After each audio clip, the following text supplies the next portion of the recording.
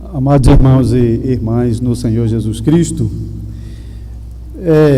qualquer um que vem para cá diz que sempre está muito alegre, não é? De estar aqui. Isso não é novidade para ninguém. Mas eu tenho um motivo a mais para dizer para os irmãos que eu estou muito feliz de vir aqui mais uma vez. Porque depois que eu vim a primeira vez para cá, e eu não sabia aquela época, e então eu descobri naquele momento, na conversa com os irmãos aqui, que a congregação na qual eu estou pastoreando em Caruaru é fruto do trabalho dessa igreja. Então, há muitos anos atrás, essa igreja enviou um missionário para Caruaru, que iniciou um trabalho. Esse trabalho seguiu outros caminhos, mas é fruto do trabalho dessa igreja, e eu me descobri que eu estava então pastoreando uma igreja que teve origem com o trabalho missionário dessa congregação. Então, de fato, eu tenho uma dupla razão para estar feliz de estar com os irmãos aqui mais um ano, para compartilhar um ano de alegria e bênção na presença do nosso Deus, esperando que durante esses dias que nós estaremos juntos, possamos provar muitas graças do Senhor, segundo a riqueza da sua graça, que não pode ser medido, conforme o texto que foi lido em Efésios 3, né? Sua largura, sua profundidade, além da nossa compreensão e capacidade. Durante esses dias que nós estaremos juntos aqui, dentro desse tema sobre avivamento, e o pastor usou um qualificativo importante aqui, porque ele acrescentou a palavra constante, avivamento constante, não avivamento como uma coisa esporádica, como um fenômeno isolado, mas como uma experiência constante na vida do crente. E durante esses dias, começando por hoje, nós trabalharemos alguns aspectos de avivamento. Como hoje é o primeiro contato nosso, a gente vai tentar falar um pouco sobre o significado de avivamento, uma definição, para a gente sair daqui hoje com uma definição básica de avivamento, que a gente possa empregar nos próximos momentos que nós estivermos juntos aqui. Então, no primeiro momento, o que é avivamento? No segundo momento, por que avivamento? No terceiro momento, para que avivamento? E vamos concluir falando, dando um exemplo bíblico de avivamento. E assim, esperamos que aqueles que estiverem presentes durante esses momentos, até o encerramento no domingo, a gente possa ter um entendimento bem ampliado sobre avivamento. Então, nessa primeira palestra, para a gente ter uma ideia em nossa mente do significado de avivamento. Na nossa mente, quando a gente fala sobre avivamento, e até algumas palavras já foram mencionadas aqui, a gente pensa em o poder de Deus nos impulsionando, nos dando força, nos encorajando, nos renovando, nos enchendo de confiança. Essas coisas passam por nossa mente quando a gente pensa sobre avivamento. E basicamente o caminho é realmente por aí, porque avivamento basicamente é a operação de Deus em nós, pelo Espírito Santo e pela palavra, conforme nós veremos, de tal modo que essa mudança causada em nós nos direcione cada vez para mais perto de Deus. Então, pensando sobre avivamento, olhe para o alvo, para Deus. Então, avivamento é uma transformação em nós de maneira a nos conduzir mais e mais perto do nosso Deus. Pensando sobre esse aspecto de transformação, com vistas a um aprimoramento, a um desenvolvimento e uma aproximação de Deus, a gente pode começar com o momento mais básico de toda a criação, que foi o começo, a existência de tudo. Os irmãos, em Gênesis capítulo 1, nós não vamos ler, mas somente para os irmãos acompanharem como referência. Em Gênesis capítulo 1, nós lemos no primeiro versículo, no princípio criou Deus os céus e a terra. A terra, porém, estava sem forma e vazia, havia trevas sobre a face do abismo, e o Espírito de Deus pairava sobre a face das águas. Quando o nosso Deus criou todas as coisas, Ele não criou todas as coisas de uma única vez. Nós lemos que Ele criou céus e terra. Existe uma certa discussão sobre a função desse primeiro versículo aqui como um resumo, como uma introdução à narrativa da criação. Mas o ponto é que aquela criação primeira, aquela criação básica, quando Deus criou céus e terra ainda não estavam prontos para receber a vida, e a vida mais importante, o homem como o regente da criação, o primeiro casal, homem e mulher. Quando nós lemos, por exemplo, a expressão que a terra era sem forma e vazia, torro vavorro, ninguém precisa aprender hebraico não, é só para saber que essas duas palavrinhas, elas aparecem em outras passagens da Escritura para descrever um ambiente inóspito, por exemplo, o deserto, um ambiente onde não está pronto para a vida, não é? O deserto não é um ambiente propício para a vida, é um ambiente inóspito, um ambiente que não está preparado, adaptado para a vida. Então, quando Deus criou céus e terra, aquele primeiro momento da criação, a primeira base da criação, da qual procederão todas as outras criações, essa primeira base ela não estava pronta para o homem. Então, o que Deus começa a fazer? Deus começa a transformar essa criação e adaptar todo o cenário da criação para que então no final, no sexto dia da criação, o homem tivesse céus e terra completamente adaptados à sua existência.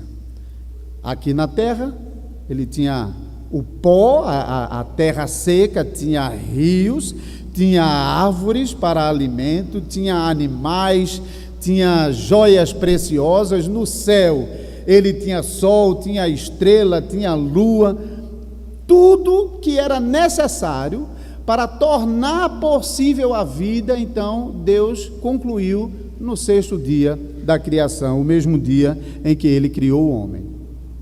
Por que eu estou dizendo isso? Porque desde a criação do mundo, nós estamos percebendo que dentro do plano redentivo de Deus, há um progresso na direção do Criador. Para que nós somos criados? 1 Coríntios 10:31, para a glória de Deus.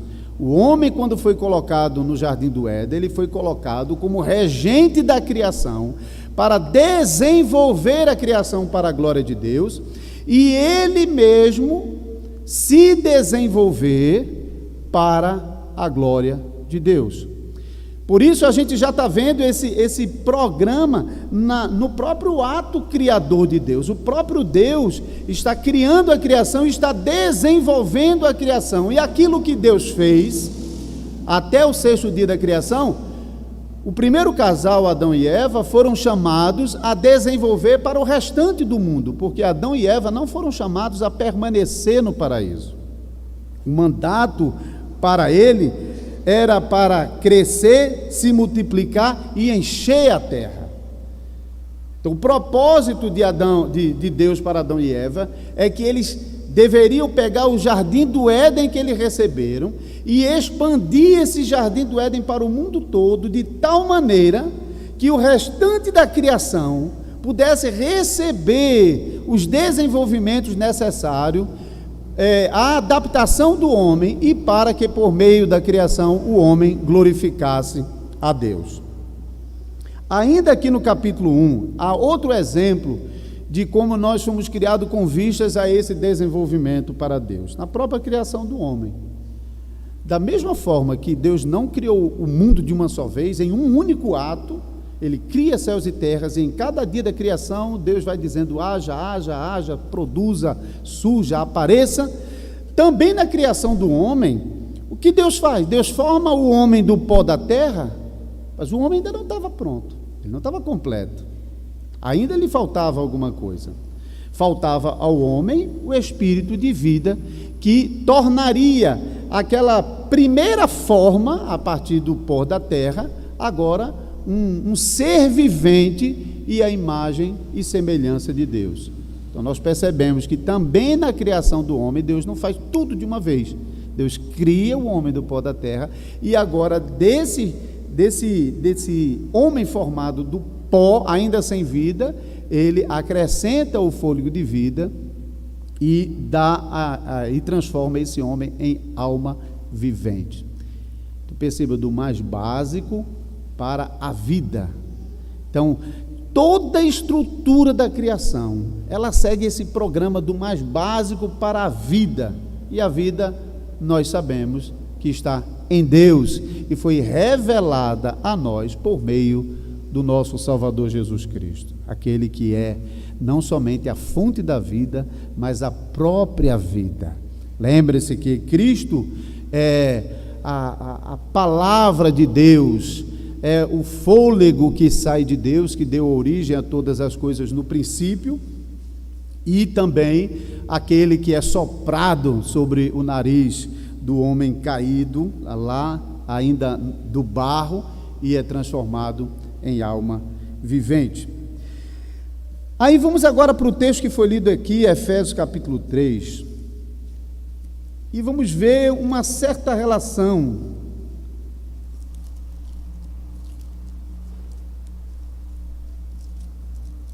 com o texto que nós acabamos de ler, Efésios capítulo 3,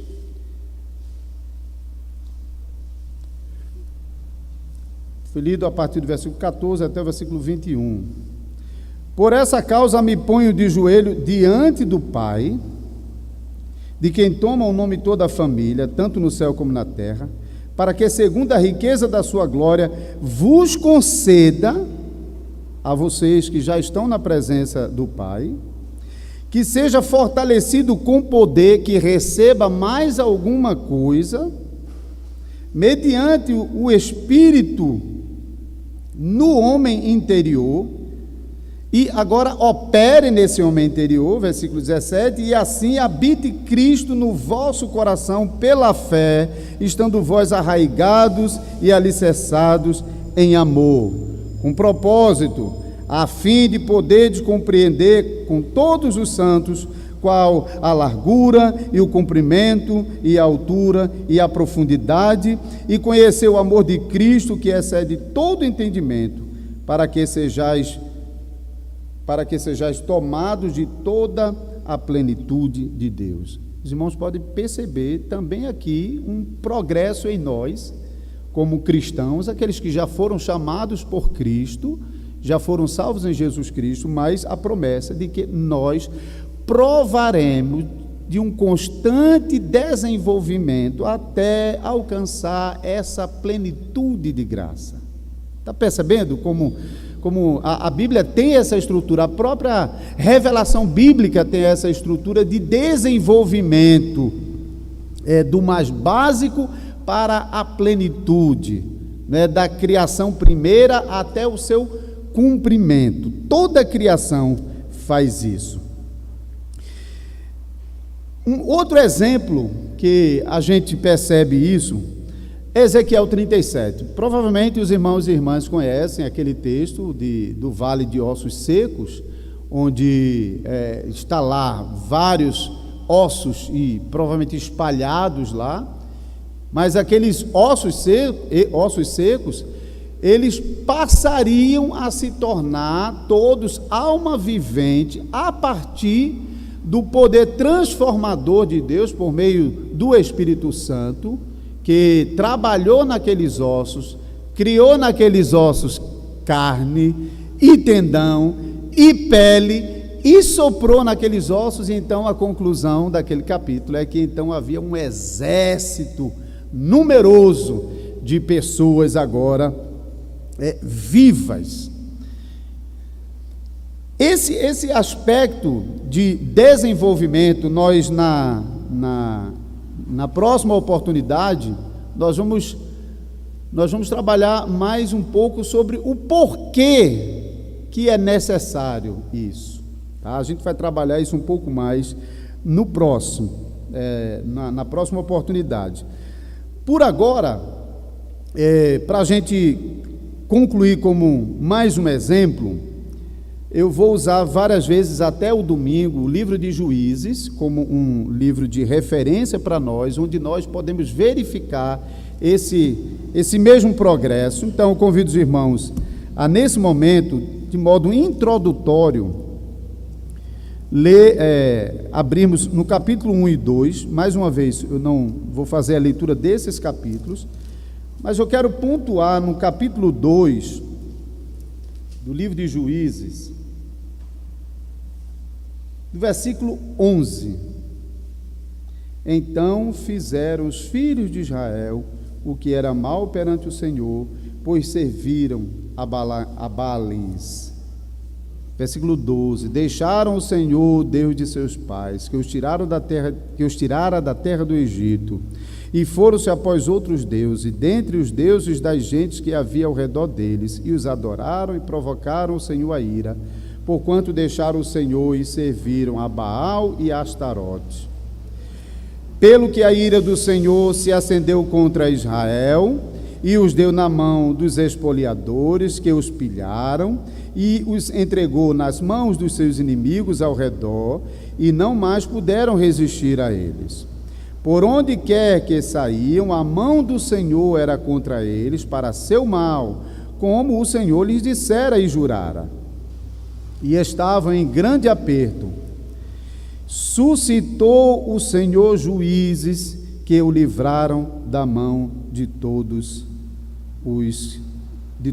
que os pilharam. Talvez os irmãos reconheçam aqui aquele ciclo de apostasia que marca o livro de Juízes, né? Todo o livro de Juízes é marcado por esse ciclo de apostasia, começando por aquilo que nós lemos no versículo 11. Cada vez de novo nós vamos ler no livro de Juízes: fizeram os filhos de Israel o que era mal aos olhos do Senhor, o Senhor puniu Israel, levantando uma nação contra Israel.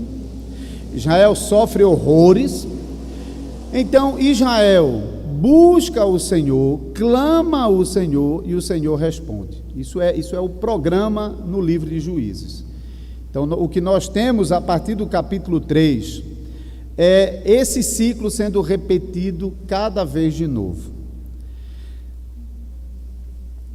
Nós vamos ver brevemente nas próximas oportunidades, rapidamente, muito brevemente, sobre cada um desses aspectos, mas deixe-me só dizer uma coisa para nós usarmos na definição de avivamento aqui, que passa pela obra soberana de Deus em nós, nos direcionando de novo para Deus. Voltando ao Jardim do Éden, quando Deus criou todas as coisas, Deus criou tudo bom, mas o homem caiu em pecado, nós sabemos isso. Ainda no primeiro versículo de Gênesis 1, nós lemos que o Espírito Santo já estava lá. Na obra da criação, o Espírito Santo estava lá. O Espírito de poder, o Espírito criador em Gênesis 1 e o Espírito recriador a partir de Gênesis 1. Por que recriador? Porque toda a obra da criação sofreu a degeneração por causa do pecado. Então, aquele Espírito criador continua na criação como Espírito recriador. E uma coisa a ser dita sobre a obra do Espírito Santo desde a criação é justamente esse poder que nós também lemos sobre ele em Efésios capítulo 3. O Espírito de poder, o Espírito que tem o poder de transformar as coisas. E como nós estamos vendo aqui, e eu quero que vocês vão embora para casa com isso na sua mente, que avivamento passa pela obra poderosa do Espírito Santo em nossa vida, de maneira a nos transformar na direção da vida. Isso é a definição básica que eu quero deixar com vocês. O Espírito Santo em Gênesis capítulo 1 não tinha pecado no mundo ainda. O mundo era a boa criação de Deus. Mas o Espírito de poder já estava lá. Às vezes, eu não sei se vocês já viram eu não gosto muito da ideia de imagens do Espírito Santo, mas às vezes é inevitável você ver nas gravuras, mas aquela ideia de o Espírito Santo flutuando lentamente sobre as águas. Não sei se alguém já viu alguma gravura assim. Mas essa ideia do Espírito Santo pairando sobre a face das águas, como a ideia de uma coisa assim, sabe? Como se fosse, o Espírito Santo estivesse assim. Essa é uma ideia equivocada da obra poderosa do Espírito Santo aqui. Somente para vocês terem uma ideia de que esse poder do Espírito Santo, ele é descrito também por meio do movimento do Espírito Santo em toda a obra da criação. É um movimento poderoso, forte. O que o texto está dizendo aqui é que ele estava agitando as águas. É a partir desse movimento do Espírito Santo na criação, dando início a todas as coisas, esse movimento poderoso, essa obra poderosa do Espírito Santo, movimentando as águas e também trazendo à existência cada coisa. Por exemplo, você imagine, eu vou fazer você pensar um pouquinho, quando Deus ordena que, no versículo 20, disse também Deus: povoem-se as águas de enxame de seres viventes, e voem as aves sobre a terra e sobre o firmamento dos céus. Quando Deus está ordenando que nas águas comece a surgir um monte de animais marinhos, você imagina a água calma ou as águas se agitando e os animais brotando e surgindo, e até as aves de repente pulando e povoando todo o céu? Quando Deus diz no versículo 24, produza a terra seres viventes conforme as suas espécies, o que você imagina? Que os pozinhos estão se levantando da terra, bem lentamentezinho, ou você realmente pode imaginar a terra sendo sacudida e jogando poeira e animais brotando a partir do pó da terra? Quando você lê sobre... Porque o meu óculos ficou no carro, eu estou aqui numa luta.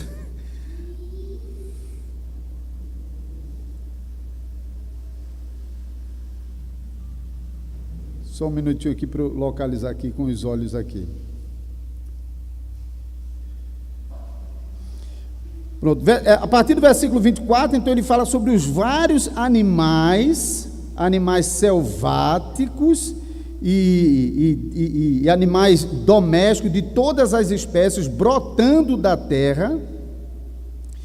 E quando ele fala aqui também sobre as plantas surgindo, uma coisa para vocês pensarem, eu espero que vocês continuem crendo que na criação nós tivemos 6 dias ordinários. A gente vive numa época onde os ditos cristãos cientistas estão negando que na criação se trate de dias ordinários, como a gente tem hoje, com manhã, tarde e noite. Então eles acabam negando que o mundo foi feito em 6 dias, como que a gente tem hoje, e então eles traduzem cada um desses dias em eras, ou seja, a gente pode ter aqui centenas de milhões de anos representados em cada dia da criação. Nós não cremos nisso. Nós cremos que Deus criou o mundo em 6 dias, descansou no 7º dia. Então, em cada dia surgiram todas essas criações. Agora pense numa coisa, uma árvore que hoje leva anos ou dezenas de anos, ali essas árvores brotaram todas em um único dia. Já pensaram nisso? Cada dia da criação, Deus está fazendo brotar os animais domésticos, animais selvagens, os pássaros, os peixes, as relvas e as árvores. Pense nisso.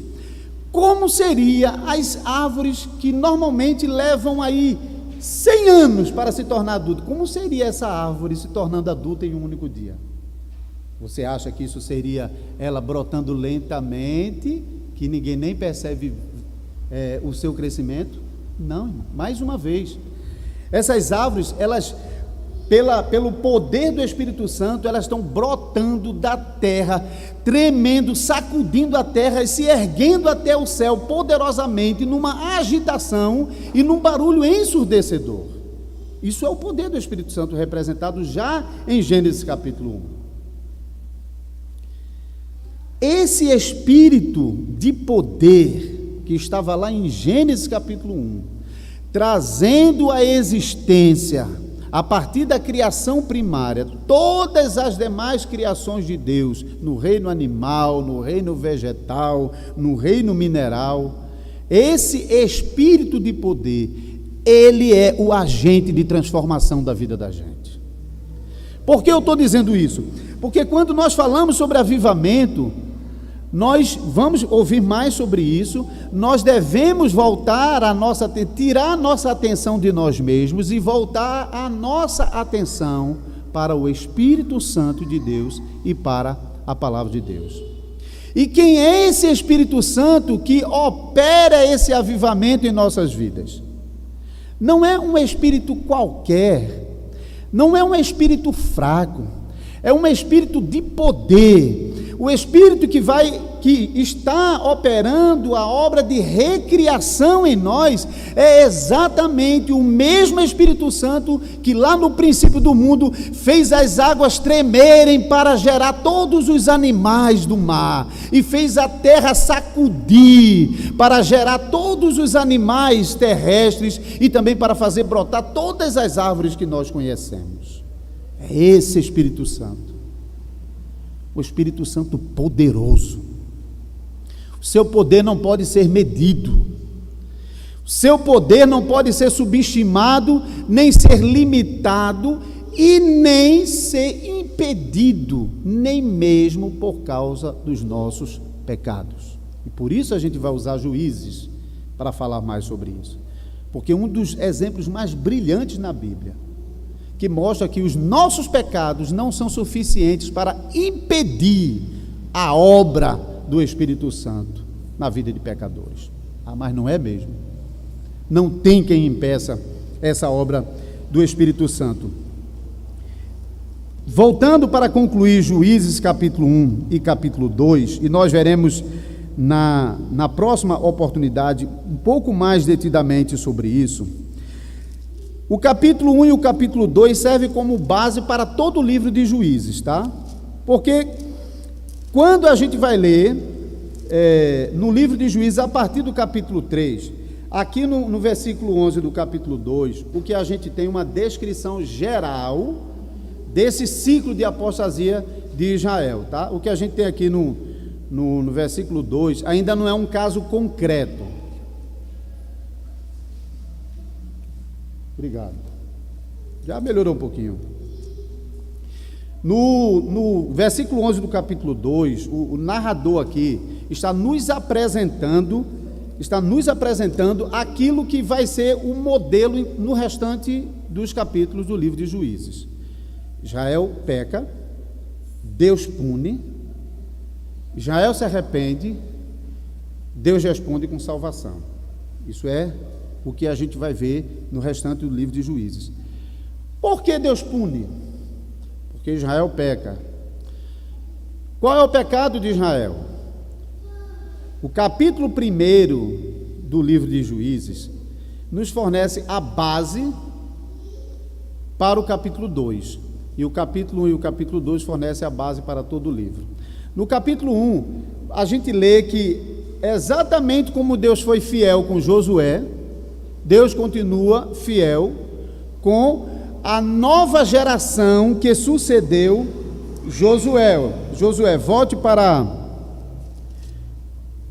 o capítulo 2 aqui, começando no versículo 6, ele está relembrando ao povo: havendo Josué despedido o povo, foram-se os filhos de Israel, cada um a sua herança, para possuir a terra.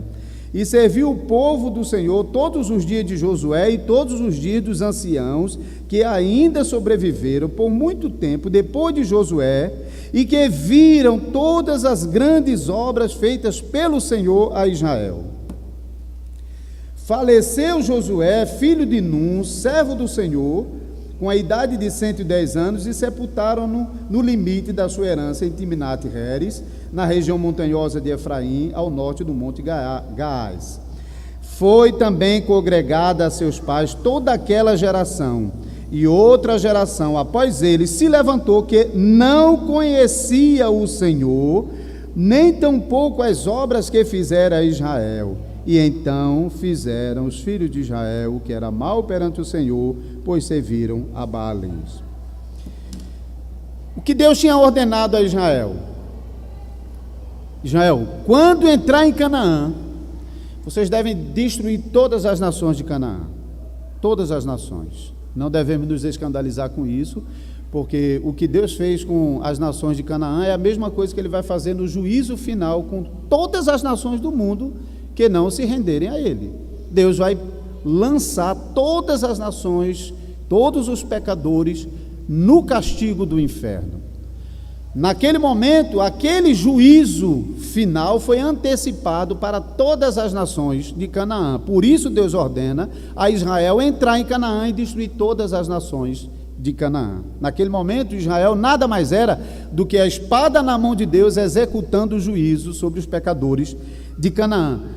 Mas qual foi o pecado de Israel? Que quando Israel entrou em Canaã, Israel não fez isso.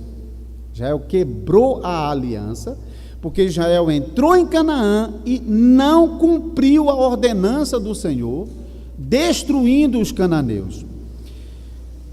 Essa quebra da aliança aqui se mostra de duas maneiras.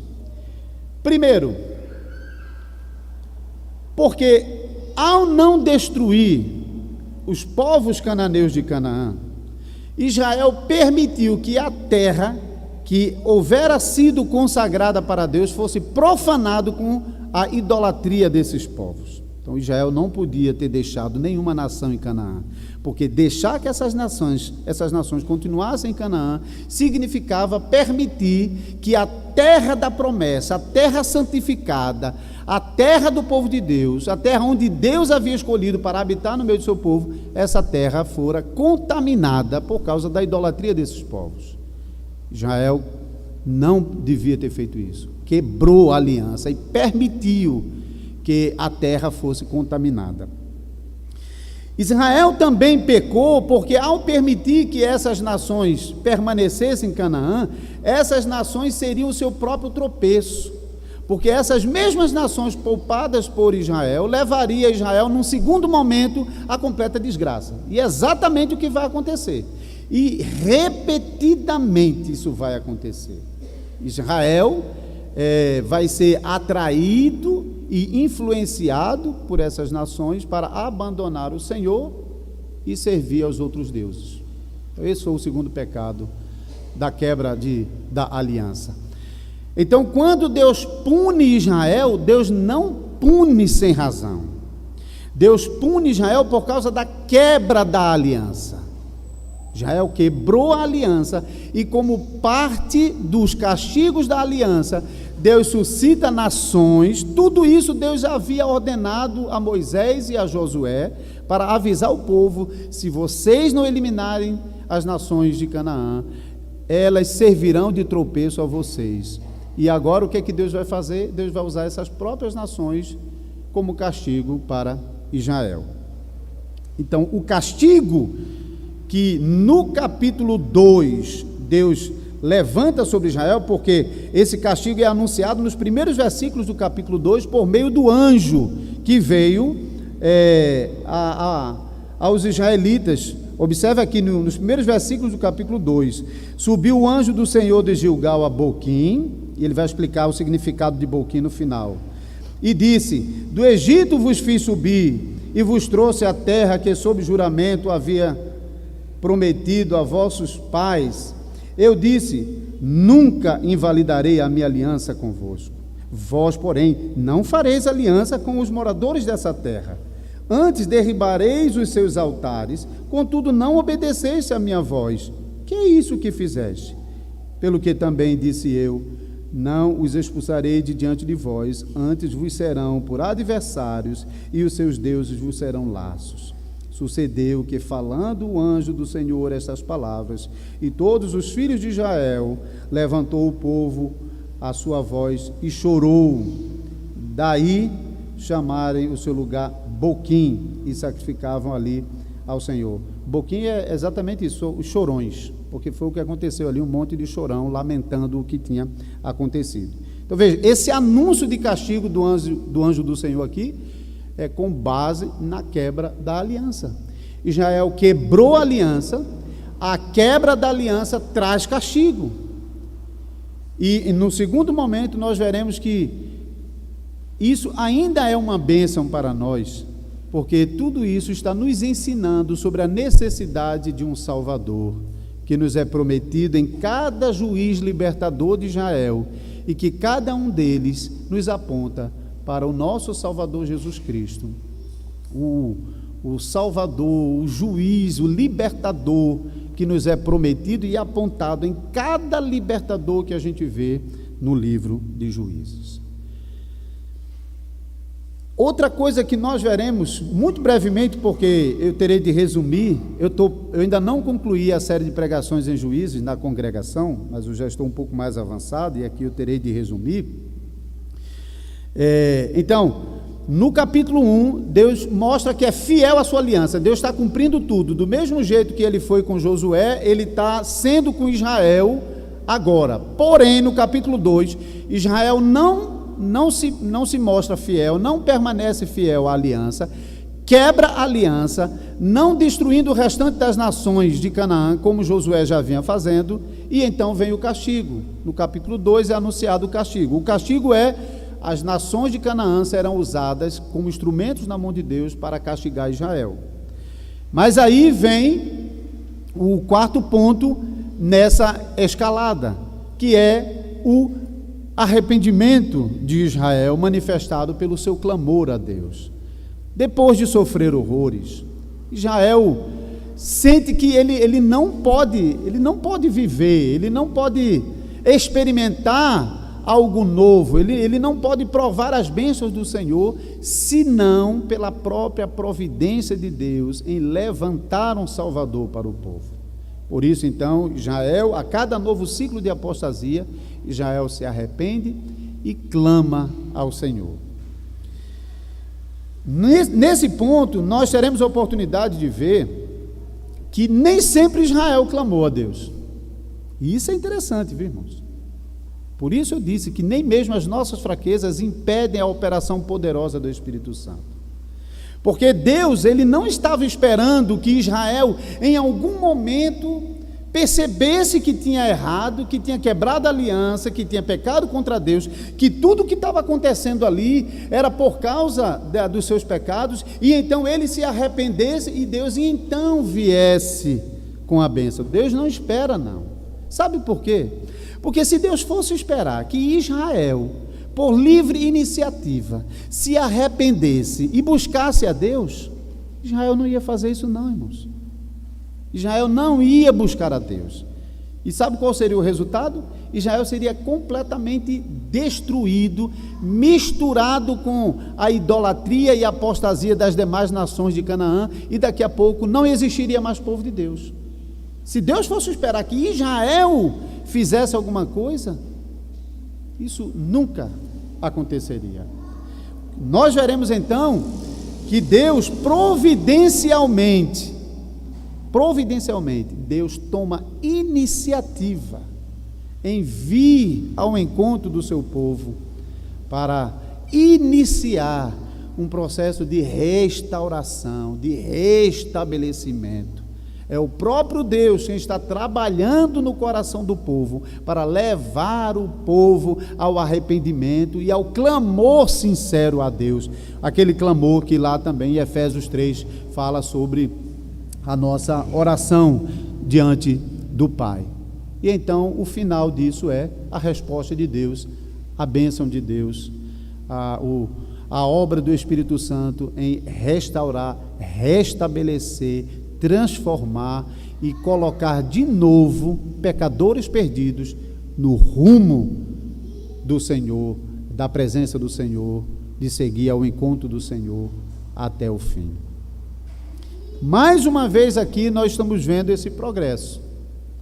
Porque como é que começa a narrativa aqui? Israel fez o que era mal ao Senhor, aos olhos do Senhor. Israel pecou, está quebrado. Se a gente vai olhar para dentro de Israel, essa frase, quando fala isso aqui, Israel fez o que era mal aos olhos do Senhor, se a gente puder descer nessa frase, mergulhar e entrar no meio da nação de Israel, para entender o que essa frase está dizendo, você vai ver que Israel não era diferente das demais nações de Canaã quanto à sua perversidade e idolatria. Nem parecia que era povo de Deus, nem parecia. Observe então que o próprio castigo de Deus faz parte desse processo de restauração, porque o castigo de Deus é o que está levando a Israel a procurar por Deus. Israel não está procurando por Deus por livre iniciativa, não. Israel, quando vai procurar por Deus, é porque o próprio Deus está mexendo com Israel, está sacudindo Israel, está provocando Israel a que Israel o busque, o procure, porque tudo que Deus quer é ouvir a oração do seu povo e responder a oração do seu povo. Então, irmãos, nós teremos a oportunidade e a cada noite de olhar com mais clareza para esse aspecto da obra que nós chamamos de avivamento.